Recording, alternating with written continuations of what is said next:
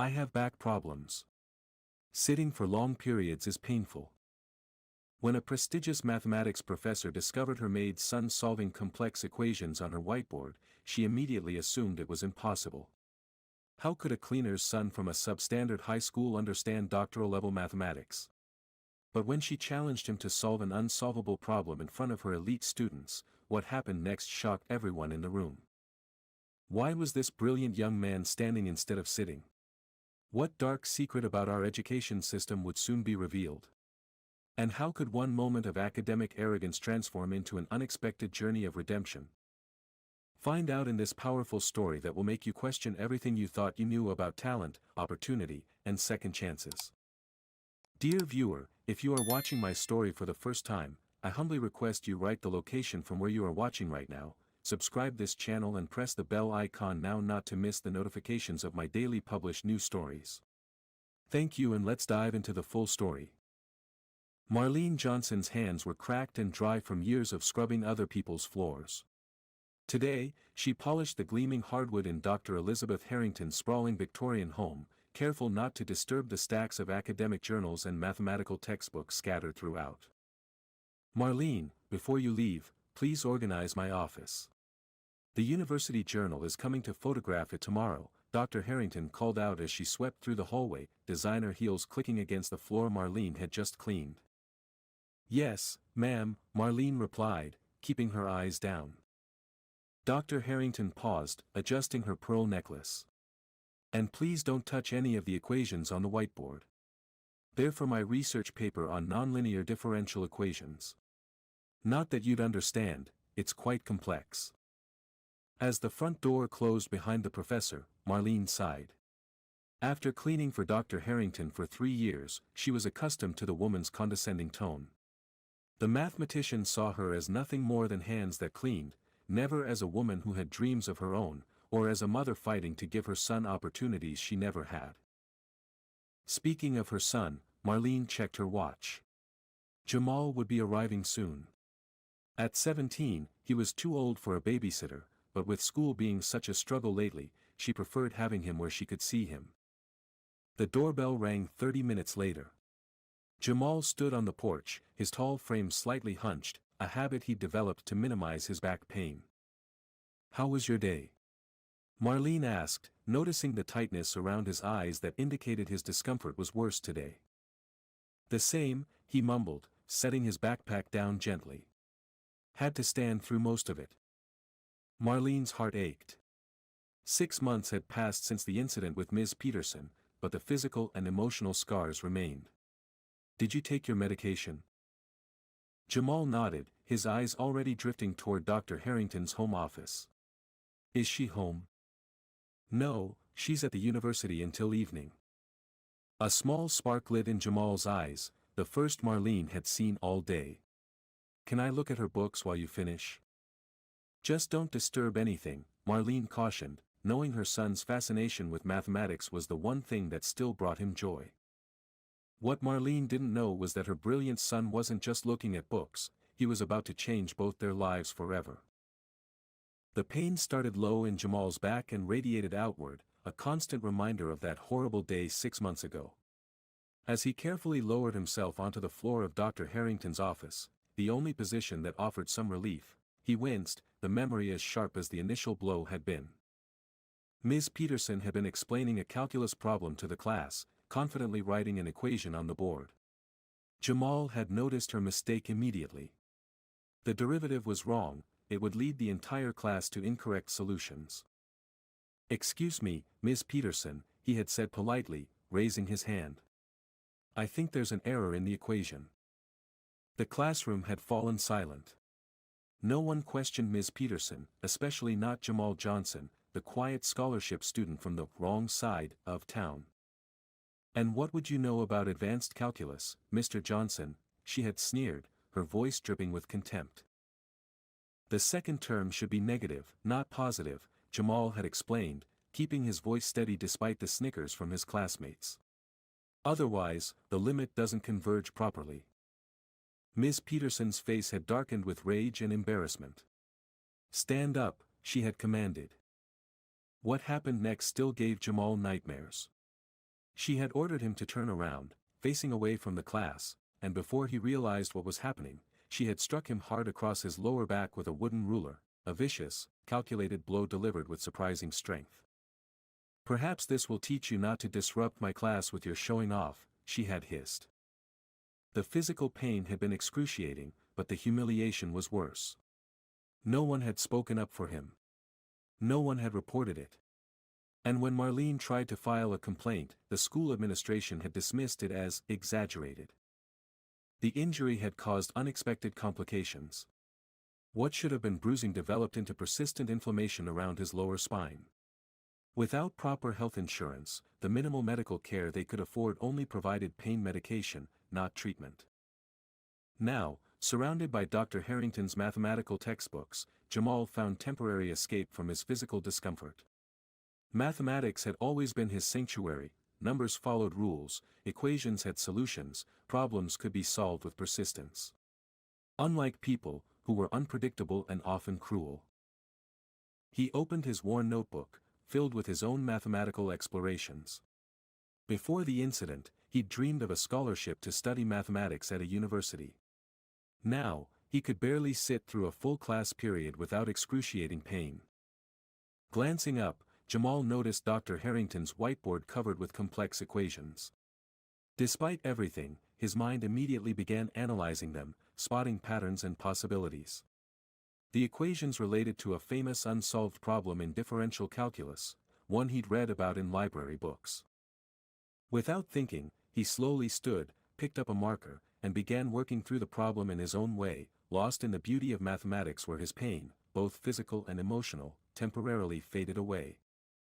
Maybe this approach. He muttered to himself, unaware that he was solving a problem that had stumped Dr. Harrington for months. Dr. Elizabeth Harrington prided herself on precision. Her schedule, like her equations, followed strict parameters. Today, however, a cancelled faculty meeting disrupted her routine, bringing her home 3 hours earlier than planned. She entered her house, noticing the fresh lemony scent of cleaned surfaces. Good, at least Marlene had finished the downstairs. Removing her designer coat, she headed straight to her office to review notes for tomorrow's lecture. The sight that greeted her stopped her cold. Her whiteboard, her sacred space of mathematical exploration, was altered. The equations she'd been struggling with for weeks now continued across the board with unfamiliar handwriting, developing in directions she hadn't considered.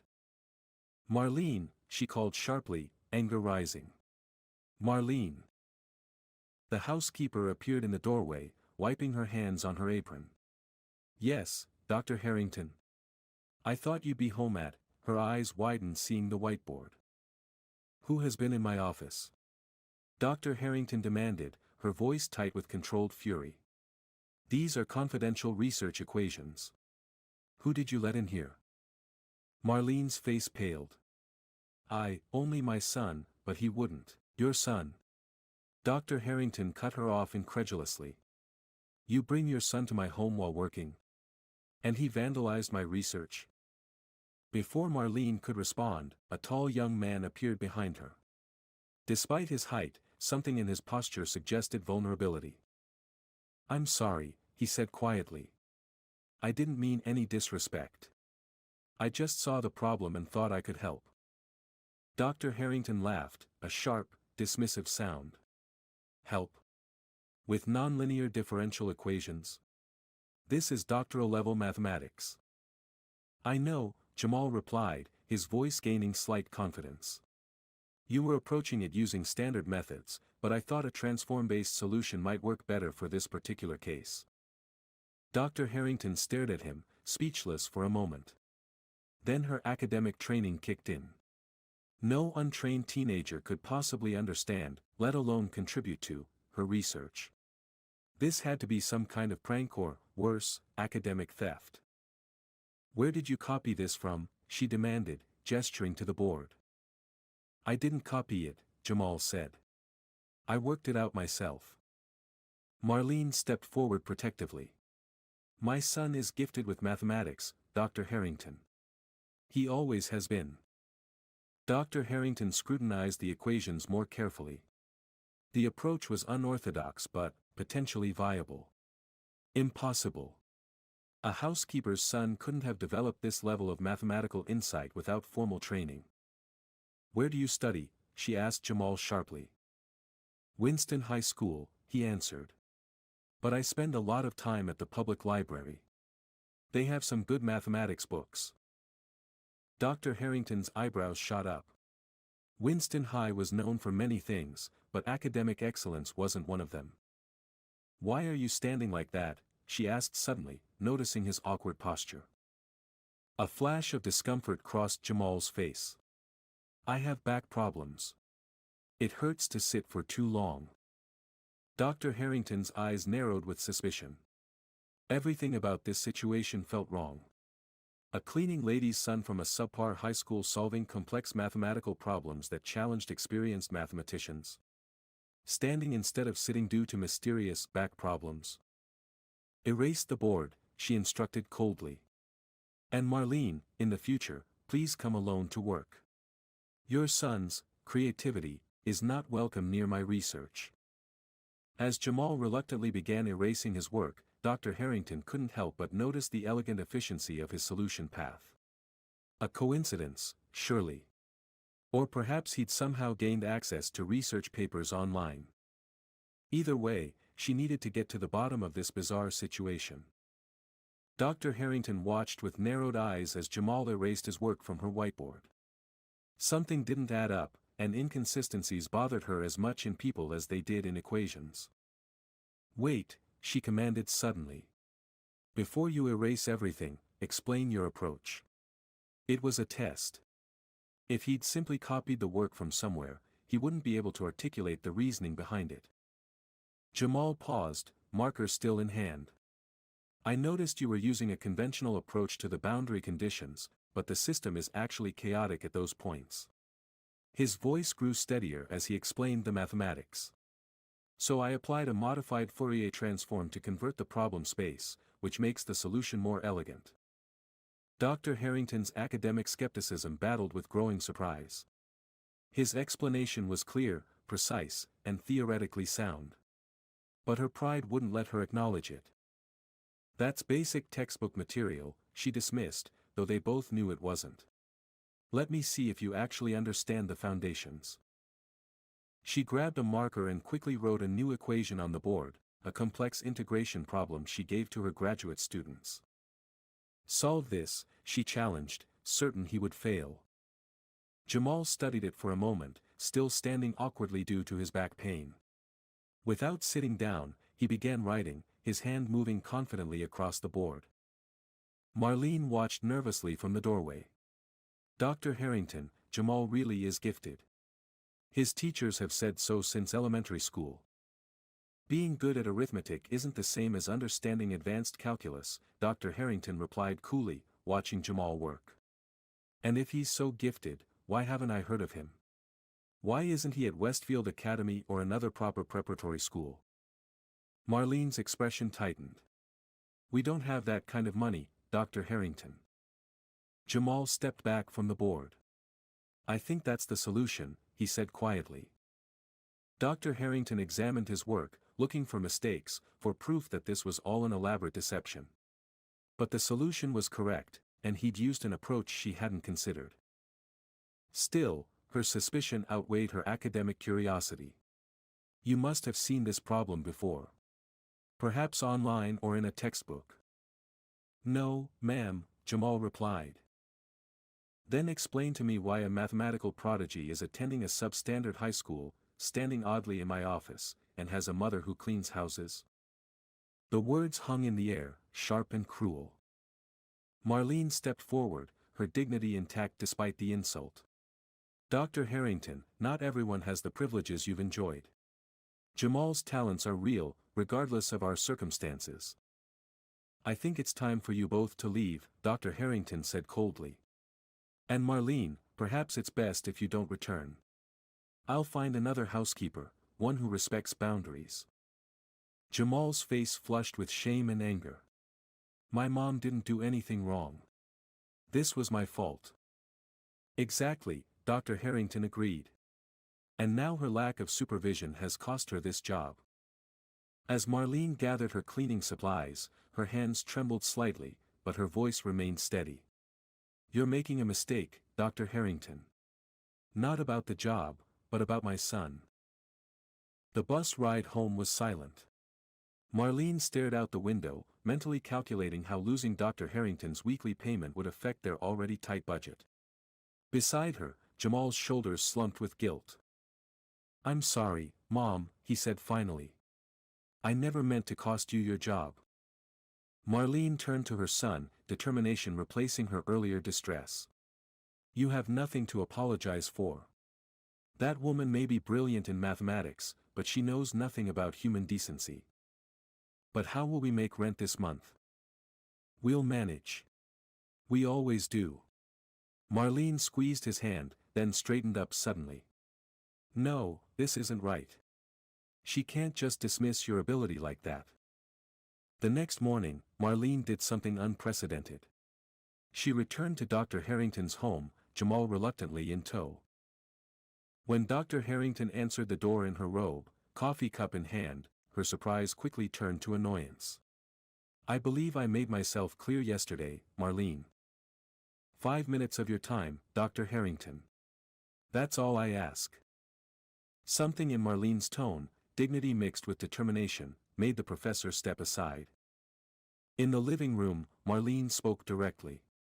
"You're wrong about my son. If you're truly committed to mathematics as you claim, you owe it to your field to recognize talent, regardless of where it comes from." Dr. Harrington laughed. "Are you lecturing me about my field? I have 2 PhDs and a tenure position." "Then you have nothing to fear from a proper test of Jamal's abilities," Marlene challenged. "If he fails, we'll never bother you again. If he succeeds, you acknowledge his talent." Dr. Harrington considered this unexpected proposition. Her academic curiosity was piqued despite herself, and the opportunity to definitively prove this cleaner's son a fraud was tempting. "Fine," she said finally. "He can attend my advanced calculus lecture this afternoon. I'll present him with a problem. If, by some miracle, he solves it correctly, I'll reconsider my position." "And my job?" Marlene pressed. "One step at a time," Dr. Harrington replied coldly. After they left, Dr. Harrington called Dean Richards. "William, I have an unusual situation developing. I need you to witness something in my lecture today." Meanwhile, on another bus ride, Jamal turned to his mother. "Why did you do that? You know how these people see us." Marlene's expression was resolute. "Because you deserve recognition. Because the Dr. Harringtons of the world don't get to decide what you're capable of based on where we live or what I do for a living." Jamal looked down at his worn sneakers. "What if I can't solve her problem? What if my back starts hurting and I can't concentrate?" "Then you'll have tried," Marlene said simply. "And that's all anyone can ask of you." Elite University's mathematics building intimidated Jamal from the moment he entered. Marble floors, mahogany paneling, and framed photographs of stern-looking mathematicians lined the hallways. Even the air felt different, rarefied, as though reserved for those born to breathe it. Dr. Harrington's lecture hall was at the end of the main corridor. As Jamal and Marlene approached, Dean Richards greeted them with practiced politeness that didn't reach his eyes. "Mrs. Johnson, I understand there's been some disagreement about your son's mathematical abilities," he said, his gaze evaluating Jamal's worn jeans and simple button-down shirt. "Dr. Harrington has explained the situation. I'm here to ensure everything proceeds fairly." Inside the lecture hall, 30 graduate students turned to stare as they entered. Dr. Harrington stood at the podium, impeccably dressed in a tailored suit, her laser pointer in hand like a conductor's baton.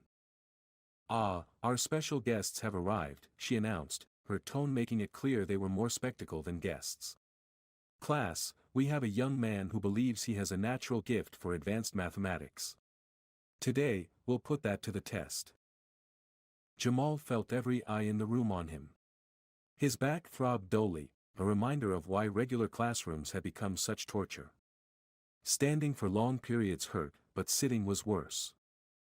"Please, take a seat," Dr. Harrington gestured to an empty chair in the front row. If it's all right, I'd prefer to stand, Jamal said quietly. Whispers rippled through the classroom. Dr. Harrington's eyebrow arched. As you wish. Though standing through advanced calculus seems an odd choice. She turned to the whiteboard and began writing a complex equation involving multiple integrals and differential operators. This problem has been challenging my graduate students for the past 3 weeks, she explained.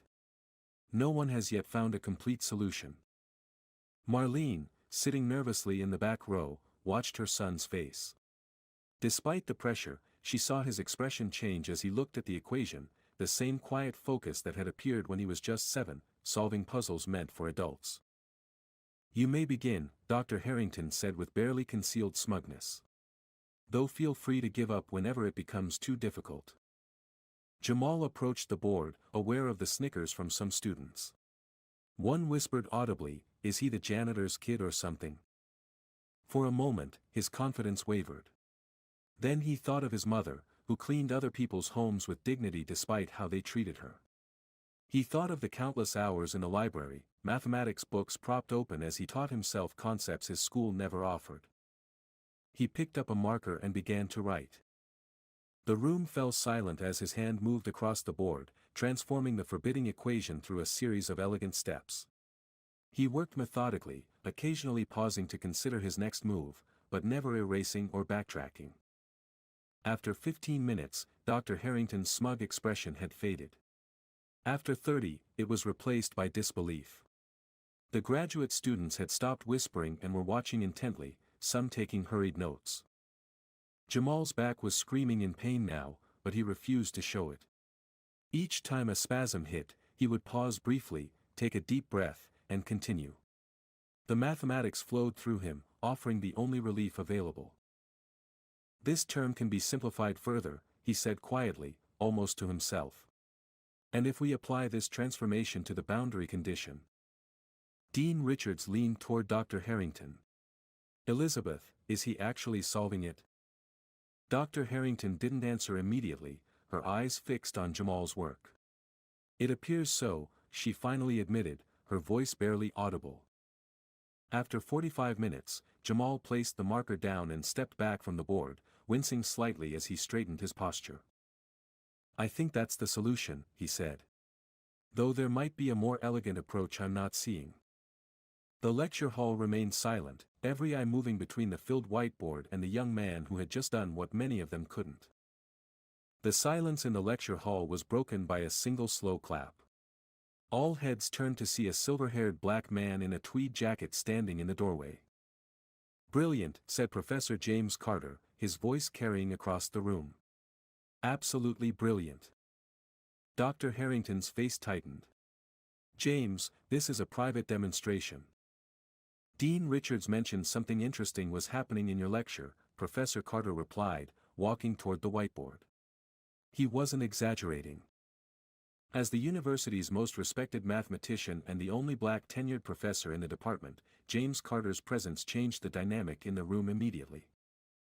He studied Jamal's solution, nodding appreciatively. Young man, you've used a technique that combines elements of complex analysis with differential topology. It's unorthodox but elegant. Where did you learn this approach? Jamal shifted his weight, trying to find a position that eased his back pain. I didn't really learn it anywhere, sir. It just seemed logical based on the structure of the problem. Professor Carter's eyebrows rose. You developed this approach independently? I read a lot of mathematics books, Jamal explained. Sometimes different methods from different areas can be combined. Dr. Harrington interrupted, her voice sharp. This proves nothing. He could have memorized the solution beforehand. Elizabeth, Professor Carter said gently, this problem is from your current research. It isn't published anywhere to memorize. Then he must have had access to my notes, she insisted. When he was in my home office. Jamal shook his head. I saw the problem for the first time today. One of the graduate students spoke up. Professor Harrington, this approach is different from anything in your notes. We've been working from those materials for weeks. Dr. Harrington's face flushed. She turned to Jamal, her voice tight. If you're so comfortable with mathematics, why are you standing awkwardly instead of sitting like everyone else? It's distracting and unprofessional. The question hung in the air. Marlene started to stand from her seat, protectiveness flashing in her eyes, but Jamal spoke first. I have a back injury, he said simply. Sitting for long periods is painful. A convenient excuse, Dr. Harrington muttered. Professor Carter studied Jamal with concern. An injury from sports? Jamal hesitated, then answered quietly. No, sir. A former teacher struck me with a ruler when I corrected her mathematics in class. It caused nerve damage that never properly healed. Gasps echoed through the lecture hall. Even Dr. Harrington looked momentarily stunned. A teacher did this to you? Professor Carter asked, his voice carefully controlled. Miss Peterson, my sophomore year math teacher, Jamal confirmed. She said I was being disruptive by pointing out her mistake. Dean Richards stepped forward. This is a serious allegation, young man. It's not an allegation, Marlene said, standing up.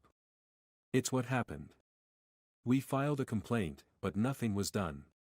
We couldn't afford proper medical care, and now my son lives with chronic pain because a teacher couldn't bear being corrected by a black student. The silence that followed was heavy with uncomfortable truth. Dean Richards cleared his throat awkwardly. Let's focus on the mathematics for now. The educational misconduct allegation can be addressed separately. With all due respect, Professor Carter interjected, they can't be separated. If what this young man says is true, we're looking at a case where mathematical brilliance was punished instead of nurtured, and physically punished, at that. Dr. Harrington stood rigid, her worldview visibly shaken. This is becoming absurd. A cleaning woman's son appears in my lecture hall, solves a complex problem, makes allegations against another teacher, and suddenly my entire class is derailed. My mother cleans houses because it's honest work that puts food on our table, Jamal said quietly but firmly. It doesn't determine my ability to understand mathematics. Professor Carter placed a hand on Jamal's shoulder. Son, would you mind writing down how you approached this problem from the beginning? Your thought process interests me greatly. As Jamal began explaining his methodology, Professor Carter turned to Dean Richards and Dr. Harrington, speaking in a low voice. This young man has an exceptional mind. Instead of questioning how he acquired it, we should be asking ourselves how many others like him we've missed because of our preconceptions about who can excel in mathematics. Dr. Harrington bristled. Are you suggesting I'm prejudiced, James? I've simply been maintaining academic standards. I'm suggesting, Professor Carter replied evenly, that brilliance doesn't check bank accounts or street addresses before taking root.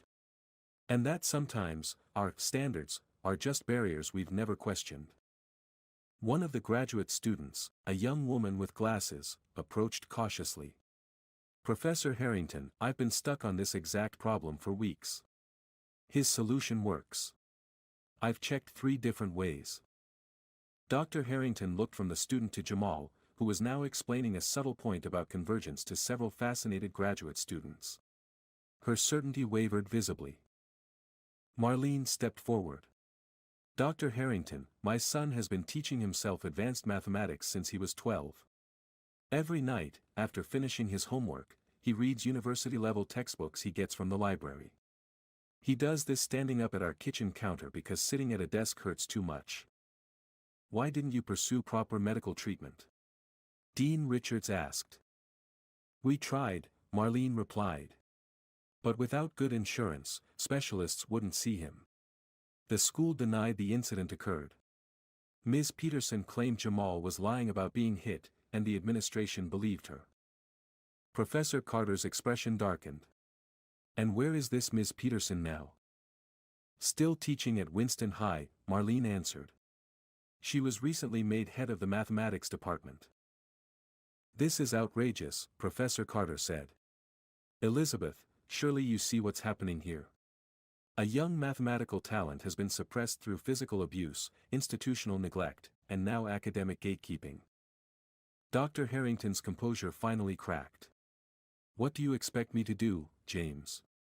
Overturn the entire educational system because one housekeeper's son can solve an equation? No, Professor Carter replied. I expect you to acknowledge talent when you see it, regardless of its source. And perhaps consider that your housekeeper deserves the same respect you'd give anyone else, especially since she's raised a son with extraordinary abilities despite every obstacle our society placed in their way. The classroom fell silent as Dr. Harrington looked from Professor Carter to Jamal to Marlene, the comfortable certainties of her world visibly crumbling. The following Saturday, Professor Carter's vintage Volvo pulled up outside Marlene and Jamal's apartment building. The complex was well-maintained but modest, a far cry from the affluent neighborhood surrounding Elite University. Thank you for agreeing to meet on a weekend, Professor Carter said as Marlene welcomed him inside. It's no trouble, she replied. Jamal's been talking about your conversation ever since the lecture. Their apartment was small but immaculate. Bookshelves lined the walls, filled with worn library books and second-hand textbooks. A folding table by the window served as Jamal's study area, with a standing desk improvised from stacked milk crates. Jamal entered from his bedroom, moving carefully to minimize his discomfort. Professor Carter, I didn't expect you to actually come. I said I wanted to see your work, and I meant it, the older mathematician replied. But first, I'd like to understand more about what happened with Ms. Peterson, if you're comfortable sharing. Marlene gestured for them to sit at the small dining table while she remained standing. It happened during Jamal's sophomore year, she began. He's always been advanced in mathematics, testing at college level since middle school. But last year, things changed. Jamal stared at his hands. Ms. Peterson didn't like being corrected. The first few times I pointed out mistakes in her work, she just ignored me. Then she started sending me to the principal's office for disruption. But that day was different. The ruler incident, Professor Carter prompted gently. Jamal nodded. She made a fundamental error in a calculus demonstration. When I raised my hand to point it out, she became furious. She made me turn around in front of everyone and struck me across my lower back with a wooden ruler, the old-fashioned kind with a metal edge. Professor Carter winced. And the school did nothing? They said it was his word against hers, Marlene explained. There were student witnesses, but none would speak up. Ms. Peterson is from an influential family in our district. The pain got worse over the next few weeks, Jamal continued. The school nurse just gave me ibuprofen. When Mom took me to the emergency room, they said I needed to see a specialist for the nerve damage, but our insurance wouldn't cover it. So you've been in pain this entire time? Professor Carter asked, disbelief in his voice. It comes and goes, Jamal said. Sitting is the worst. Standing hurts after a while too, but it's manageable. Marlene's eyes glistened with tears she refused to let fall. I've worked 2 jobs trying to save enough for proper treatment. Meanwhile, the woman who did this was promoted. Professor Carter shook his head slowly. And despite all this, you've continued studying mathematics at this level? In answer, Jamal went to his room and returned with several notebooks. These are my projects. Professor Carter opened the first notebook and began reading, his expression shifting from interest to astonishment. Page after page contained original mathematical explorations, some approaching known problems from unique angles, others developing entirely new questions. Jamal, this work on geometric series. He pointed to a particular derivation. This is beyond undergraduate level. And this approach to topology, have you read Thurston's work? Parts of it, Jamal admitted. The library doesn't have all his papers, but I found some online. Professor Carter looked up, his decision made. Marlene, Jamal, what happened to you is unconscionable. But I believe we can change things, starting now. How? Marlene asked skeptically. We've tried before. Because this time, Professor Carter said firmly, you have witnesses, evidence, and someone from Elite University in your corner. And Elizabeth Harrington is about to face her own reckoning. Dean Richards' office felt overcrowded with tension. Dr. Harrington sat rigidly in one chair, while Professor Carter occupied another. On the dean's mahogany desk lay Jamal's notebooks, open to pages of original mathematical research. "I've reviewed everything," Dean Richards said, removing his glasses. "James, are you certain about the quality of this work?" "Absolutely," Professor Carter confirmed. "Some of these insights could form the basis for publication in peer-reviewed journals. The boy has extraordinary talent." Dr. Harrington stared at the notebooks. Since the classroom confrontation, she'd been uncharacteristically quiet, her certainties shaken. "And regarding the allegation against this Miss Peterson?" Dean Richards continued. "I've spoken with former students who witnessed the incident," Professor Carter replied. "None were willing to come forward previously, fearing academic retribution. Now, 3 have provided written statements confirming Marlene and Jamal's account." "This is deeply troubling," Dean Richards said. "A talented young mathematician physically assaulted for correcting an error, then systematically denied opportunities." Dr. Harrington finally spoke. "If what they're saying is true..." "It is true," Professor Carter interrupted. "I've seen the medical reports. The boy has nerve damage consistent with the type of injury described." "Then it's appalling," Dr. Harrington admitted. "But what does this have to do with me?" Professor Carter leaned forward. "Elizabeth, when Jamal solved your equation, your first instinct wasn't amazement or curiosity, it was disbelief and dismissal. You couldn't accept that a housekeeper's son might possess mathematical brilliance." "That's not fair," she protested. "I questioned his abilities because his background lacked formal training, not because of his race or his mother's occupation." "Did you?"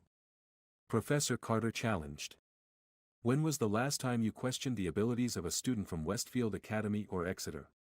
When did you last ask one of them how they could possibly understand complex mathematics?" Dr. Harrington fell silent. Dean Richards cleared his throat. "We need to address both issues. First, the Ms. Peterson situation. I've contacted Winston High's superintendent.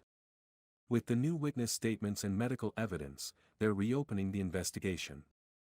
"It's too late," Dr. Harrington said quietly. "The damage is done."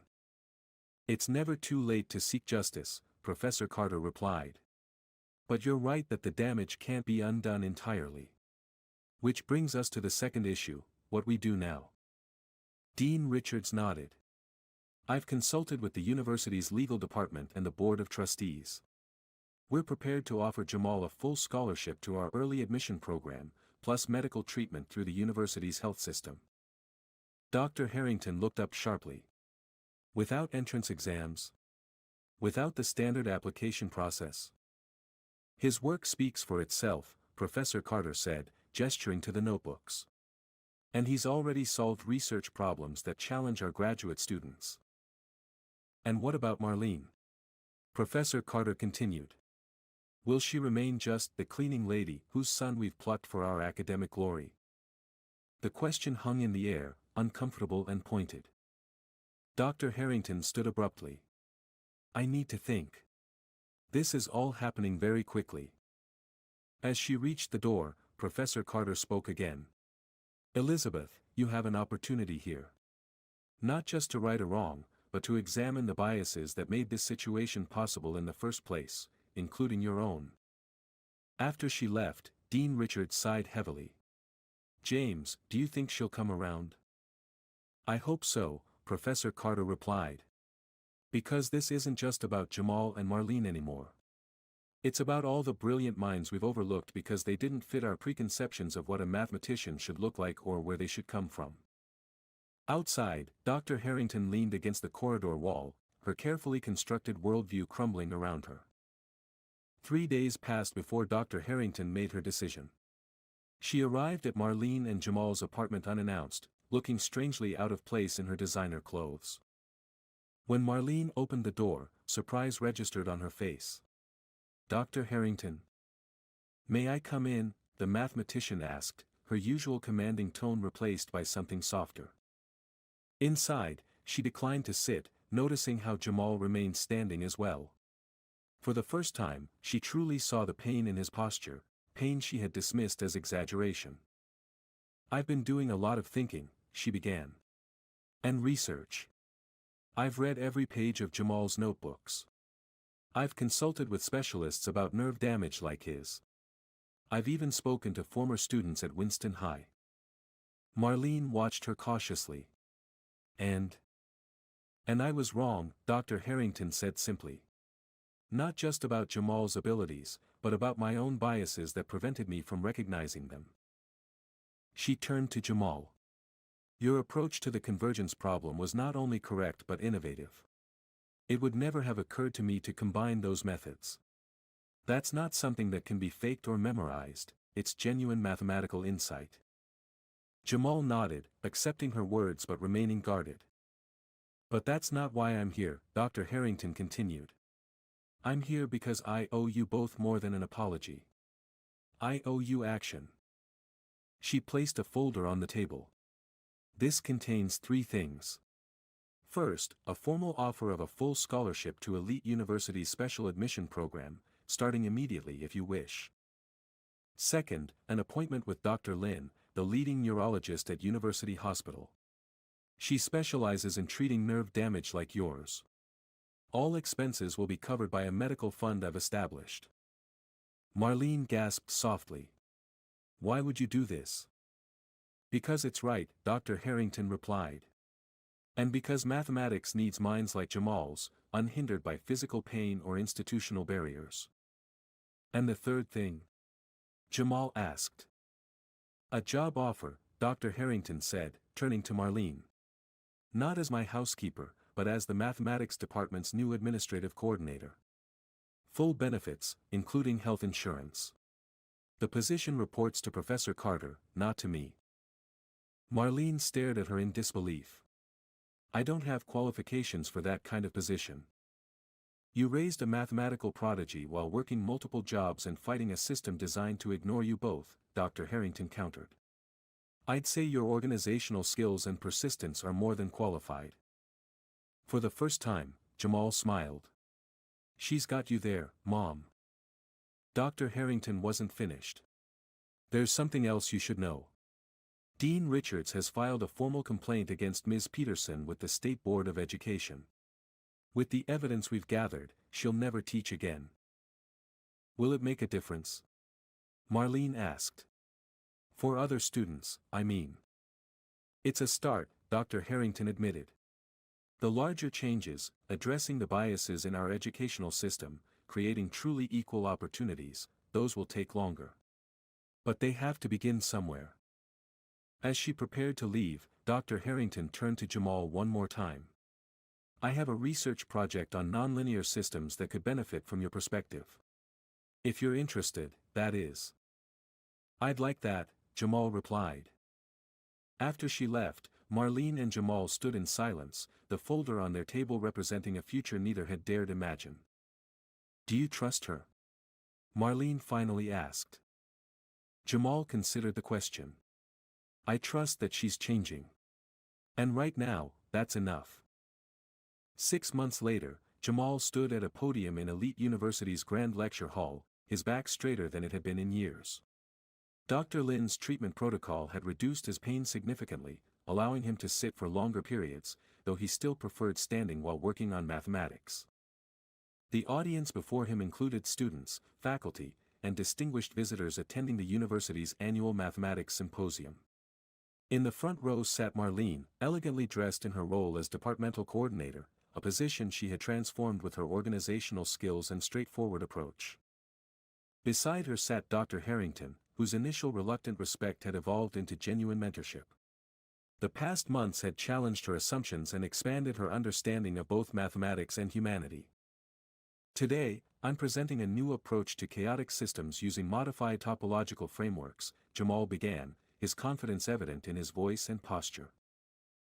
As he advanced through his presentation, displaying equations that merged classical techniques with innovative perspectives, the audience's initial polite interest transformed into genuine engagement. Professor Carter, seated in the second row, nodded approvingly at particularly elegant derivations. The young man's mathematical intuition had flourished with proper support and mentorship, confirming what he had always suspected, that brilliance, once freed from constraint, could soar. Dr. Harrington watched her former housekeeper's son command the room with his intellect, remembering her initial dismissal of his abilities. The memory still brought shame, but also determination to continue the work of recognizing talent wherever it appeared. When Jamal concluded, the applause was immediate and enthusiastic. During the questions that followed, he handled even the most challenging inquiries with thoughtful precision. Afterward, as people gathered in small groups discussing the presentation, Dean Richards approached Marlene. "Your son has made quite an impression. We've already received inquiries from graduate programs interested in his future work." Marlene smiled. "He's where he belongs now." Across the room, Jamal was deep in conversation with Dr. Harrington about a potential collaborative paper. "Your insight into the boundary conditions completely reframes the problem," she was saying, professional respect evident in her tone. Jamal nodded. "It connects to something I was working on last year, one of those projects I did standing at our kitchen counter." Dr. Harrington's expression softened. "I still can't believe what you accomplished despite every obstacle placed in your way." "Sometimes," Jamal replied, "the biggest obstacle is what others believe is possible for people like me." As the symposium concluded, Marlene watched her son, standing tall, engaged, and respected, and thought about the journey that had brought them here. From cleaning other people's homes to walking these hallowed halls as equals, from pain and injustice to healing and opportunity. There was still work to be done. For every Jamal whose talent was eventually recognized, countless others remained overlooked. But today, watching her son shine in a space that had once seemed impossibly out of reach, Marlene allowed herself to celebrate this victory. And in that moment, surrounded by the very people who had once dismissed them, mother and son exchanged a glance that said what words could not, that sometimes, against all odds, justice could prevail, talent could be recognized, and doors once firmly closed could finally swing open. Dear friend, every child deserves the chance to shine, regardless of their background, race, or economic circumstances. This story reminds us that brilliance can emerge from anywhere, but only if we're willing to look beyond our biases and preconceptions to recognize it. When we fail to protect and nurture young minds, we don't just harm individuals, we rob our entire society of their potential contributions. Let this be a call to create educational environments where all students are respected, protected, and given the opportunity to flourish. If this story touched your heart or opened your mind, please like this video and subscribe to our channel for more powerful narratives that challenge us to build a more just and compassionate world. Together, we can make a difference.